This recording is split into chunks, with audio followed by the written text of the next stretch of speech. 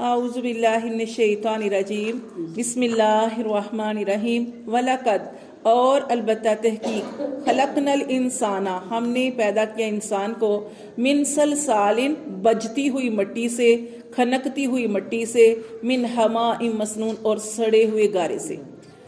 بجتی ہوئی مٹی کیا ہوتی ہے؟ دیکھیں اللہ تعالیٰ نے انسان کو کیسے پیدا کیا کہ جیسے مٹی مختلف زمینوں کی مٹی اکٹھی کی گئی، کوئی سفید تھی، کوئی کالی تھی، کوئی کس کا، سب کو اکٹھا کر کے ایک جگہ پہ جمع کیا گیا، جیسے اس میں پانی ڈالتے ہیں، پانی ڈالا گیا اور وہ کتنے دن اسی حالت میں رہی۔ تو آپ جانتے ہیں کہ جب کسی چیز کو پانی کے اندر رکھا جائے تو کیا ہو جاتا ہے؟ گل سڑ جاتی ہے۔ وہ گل سڑ کے جیسے گارا نہیں بن جاتی، اس کو کہتے ہیں اور وہ گارا بن گئی۔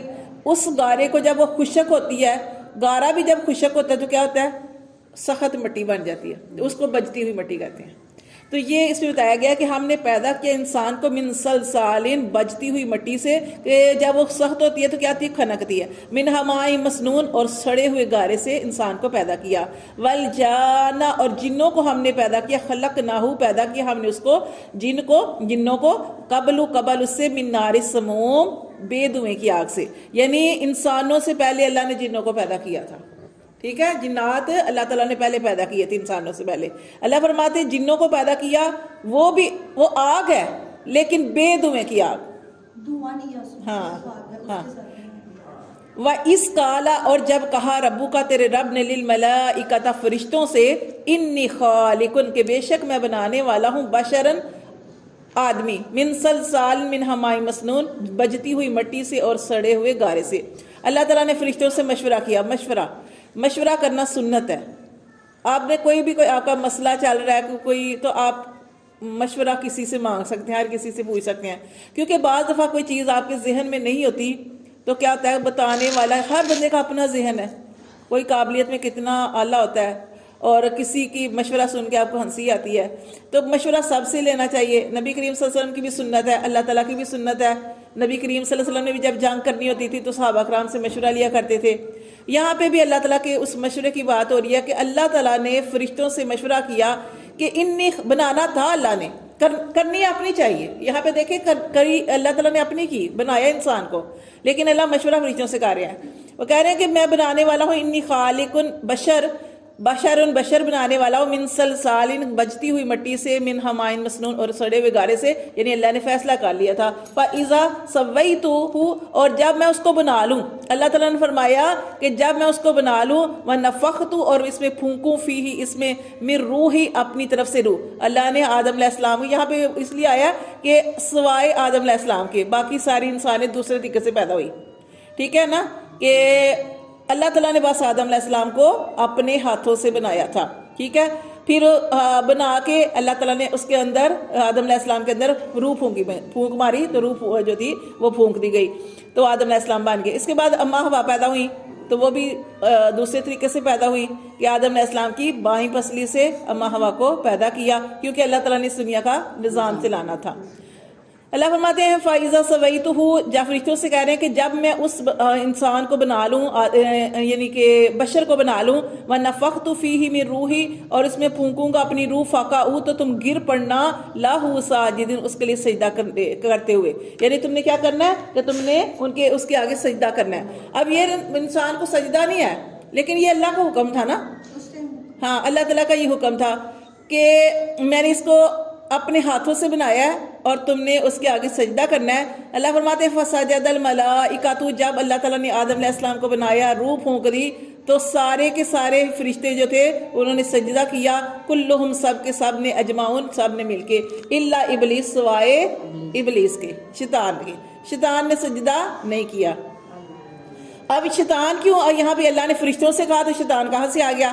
اس لیے کہ جو یہ ابلیس تھا نا، یہ بھی فرشتوں کی جماعت میں رہتا تھا، تو اس لیے جب فرشتوں کی بات ہوئی، مثال کے طور پر یہ ساری کلاس ہے، اس میں کوئی ایک اور آگے بیٹھ جائے، وہ لڑکا ہو یا اس طرح کی بات، تو جب کلاس سے کہا جائے گا، عورتوں سے کہا جائے گا، تو گویا سب سے کہا جائے گا۔ تو اب یہ جو ہے یہاں پہ فرشتوں کی بات ہو رہی ہے، کیونکہ وہ ہمیشہ فرشتوں کے ساتھ رہتا تھا، یہ جو تھا ہمیشہ فرشتوں کے ساتھ رہتا تھا ابلیس۔ تو اب یہ اتنا، جیسے فرشتے نیک عمل کرتے اللہ کی عبادت کرتے تھے، اسی طرح شیطان بھی اللہ کی عبادت کرتا تھا، شیطان بھی اللہ کو مانتا تھا، شیطان وہ باتیں جانتا تھا، اتنا زیادہ علم تھا اس کے پاس کہ یہ واعظ و نصیحت کرتا تھا، دعوت دیتا تھا، لوگوں کو سمجھاتا تھا۔ اب یہاں پہ کس وجہ سے راندہ درگاہ کر دیا گیا؟ اللہ نے کس وجہ سے اس کو اپنے سے دور کر دیا کہ اس نے سجدہ نہیں کیا؟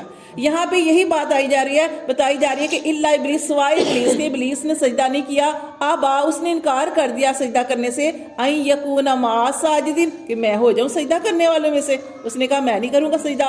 قالا، کہا، اللہ تعالیٰ نے کہا، اللہ تعالیٰ نے فرمایا، یا ابلیس، اے ابلیس، مالا کا تجھے کیا ہے، اللہ تکونا، کہ تو نہیں ہوا مع الساجدین، سجدہ کرنے والوں میں سے، کہ تجھے کیا ہے جب میں نے حکم دیا سجدہ کرو تو تم نے سجدہ کیوں نہیں کیا؟ قالا، تو اس نے کہا، لم اکن، نہیں ہوں گا میں، لاسجدا، کہ میں سجدہ کروں، لبشرن، کسی آدمی کو، خلقتہ، تو نے اس کو پیدا کیا من صلصال، بجتی ہوئی مٹی سے، من حماء مسنون، اور سڑے گارے سے۔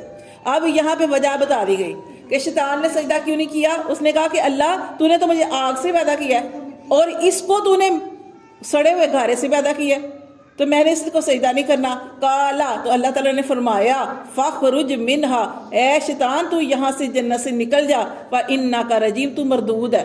مردود کس سے کہتے ہیں؟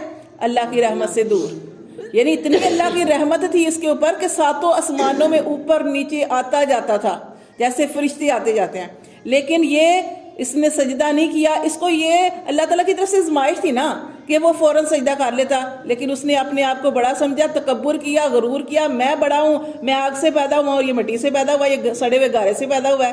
وَإِنَّ عَلَيْكَ لَعْنَةَ، اللہ نے فرمایا تجھ پر لعنت ہے۔ لعنت بھی کیا ہوتی ہے؟ اللہ کی رحمت سے دوری، یہ بھی دوری ہے۔ اللہ فرماتے ہیں وَإِنَّ عَلَيْكَ لَعْنَةَ، تجھ پر لعنت ہے، إِلَى يَوْمِ الدِّينِ، کس دن کی طرف؟ یوم الدین کی طرف، روز جزا سزا کی طرف تک تجھ پر لعنت۔ اللہ فرماتے ہیں اللہ تجھ سے کبھی راضی نہیں ہوگا، تو ہمیشہ کے لیے مجھ سے دور ہو گیا۔ اللہ نے لعنت کر دی، اور میں نے آپ کو بتایا تھا کہ لعنت کبھی بھی کرنی نہیں چاہیے، جیسے ہم منہ سے کہہ دیتے تجھ پہ لعنت ہو، کئی لوگ مذاق میں کہہ دیتے ہیں، ہنستے ہوئے کہتے تجھ پر لعنت ہو، تو یہ لعنت کیا آتی ہے؟ لعنت جس نے کی ہے، حدیث میں آتا ہے کہ لعنت ایک ایسی چیز ہے کہ آپ مثال کے طور پہ کسی نے کسی کے اوپر لعنت کر دی، یا اپنے بچوں پہ کر دی، یا کسی پہ کر دی، کسی رشتہ دار کے اوپر کر دی۔ اب لعنت جو ہے نا وہ ادھر ادھر جاتی ہے، کہاں جاتی ہے؟ وہ دیکھتی ہے کون مستحق ہے، وہ جس نے یہ الفاظ اپنے منہ سے ادا کیے، کہیں وہی تو لعنتی نہیں، یا وہ جس کے اوپر کی گئی واقعی وہ لعنتی تو نہیں ہے۔ اب وہ لعنت جو ہے اس کو پتہ چلتا ہے کہ کس کے پاس جانا ہے، وہ اس کے اوپر جاتی ہے کہ جو اس کا حقدار ہوتا ہے۔ حقدار کیا؟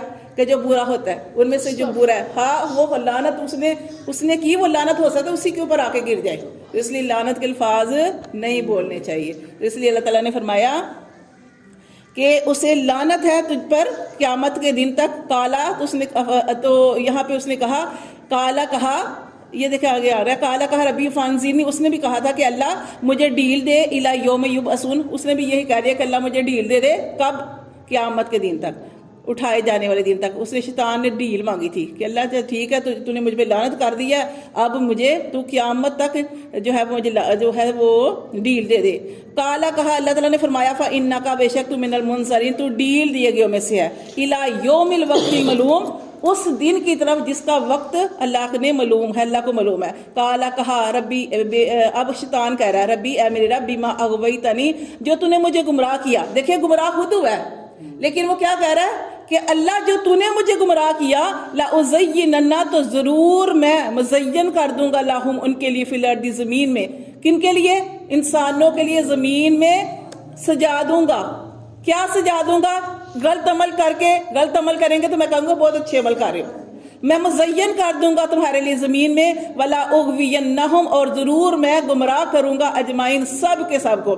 اسی لیے آپ جانتے ہیں کہ جب بھی بچہ پیدا ہوتا ہے، جب بھی بچہ پیدا ہوتا ہے تو روتا ہے، کیوں؟ وہ شیطان ہی اس کو چھیڑتا ہے، تو تب ہی وہ روتا ہے۔ اللہ تعالیٰ نے انسان کے اندر ایک ضمیر رکھا ہے جو اس کو حق بات کہتا ہے کہ تو ٹھیک ہے۔ جب کوئی انسان کا ضمیر اس سے کہتا ہے، اس کا انسان کوئی بھی بات ہوتی ہے تو اس کا ضمیر اس کو ملامت کرتا ہے۔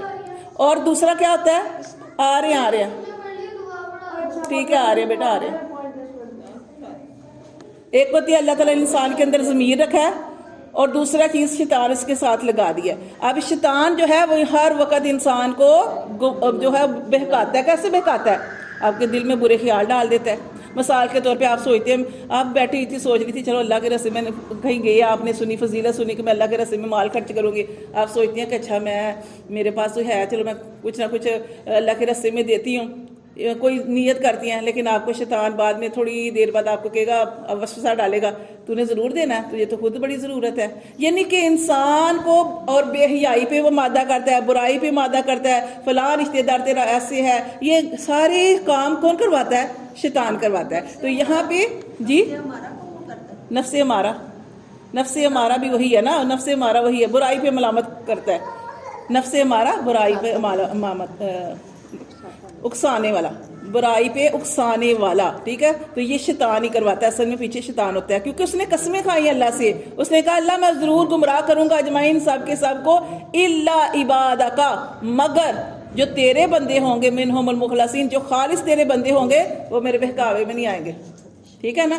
کالا کہا ہاذا صراط, تو اللہ تعالیٰ نے فرمایا ہاذا صراط, جو تیرے بہکاوے میں نہیں آئیں گے, یہی راستہ علیہ مستقیم, یہ سیدھا راستہ میری طرف آتا ہے. اللہ تعالیٰ نے فرمایا کہ جو تیرے بہکاوے میں نہیں آئیں گے وہ میرے بندے ہیں اور وہی راستہ مجھ پر آتا ہے.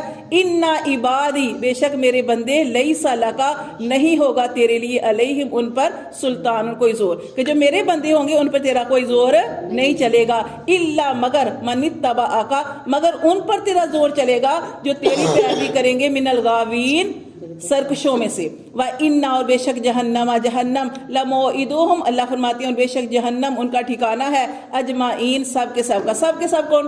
شیطان کا تو ہے ہی, لیکن جو شیطان کی بات مانیں گے اس کا ٹھکانہ جہنم ہے. آپ دیکھیں نماز پڑھے ہوتے ہیں, آپ کو نماز بھول جاتی ہے, کون بلاتا ہے؟ شیطان بلا دیتا ہے. آپ کو رکعت بھول جاتی ہے, میں نے کتنی رکعتیں پڑھی کتنی نہیں پڑھی.